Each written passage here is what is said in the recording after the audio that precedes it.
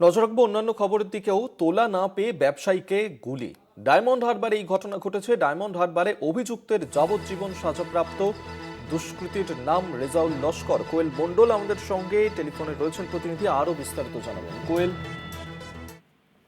একদমই দেখো, 2023 সালের 2রা মার্চ রাত্রিবেলা ডায়মন্ড হারবার এলাকায় একটি চাঞ্চল্যকর ঘটনা ঘটে এবং পুলিশ সূত্রে যেমনটা আমরা জানতে পারছি, তোলাবাজির টাকা না পেয়ে ডায়মন্ড হারবারের এক ব্যবসায়ীকে পয়েন্ট ব্ল্যাঙ্ক রেঞ্জ থেকে গুলি এবং বোমাবাজির ঘটনায় অভিযুক্ত দুষ্কৃতীকে যাবজ্জীবন কারাদণ্ডের নির্দেশ দিয়েছে ডায়মন্ড হারবার আদালত।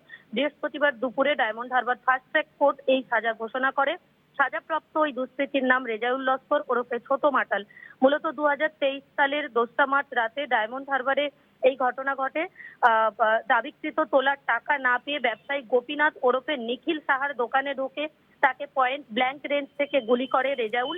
গুলিটি তার ডান দিকের বুকের নিচে লাগে। এরপর এলাকা ছাড়ার সময় বোমাবাজি করে আতঙ্ক সৃষ্টি করে চম্পট দেয় ওই দুষ্কৃতী। গুরুতর জখম অবস্থায় সেই সময় নিখিল বাবুকে প্রথমে ডায়মন্ড হারবার মেডিকেল কলেজ হাসপাতাল এবং পরে এসএসকেএম হাসপাতালে ভর্তি করা হয়। সেখানে দীর্ঘদিন লড়াইয়ের পর তিনি সুস্থ হন।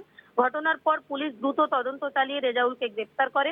দীর্ঘদিন সেই বিচার প্রক্রিয়া চলার পর সমস্ত তথ্য প্রমাণ এবং সাক্ষীর ভিত্তিতে বৃহস্পতিবার আদালত তাকে দোষী সাব্যস্ত করে যাবজ্জীবন কারাদণ্ডের নির্দেশ দেয়। তবে সাজা ঘোষণার পর অভিযুক্ত দুষ্কৃতী উচ্চ আদালতে আবেদন করার কথা জানিয়েছেন। আদালতের এই রায়ে আপাতত স্বস্তিতে স্থানীয় ব্যবসায়ী মহল। ধন্যবাদ কোয়েল তোমাকে। কোয়েল মন্ডল আমাদের সঙ্গে টেলিফোনে ছিলেন প্রতিনিধি।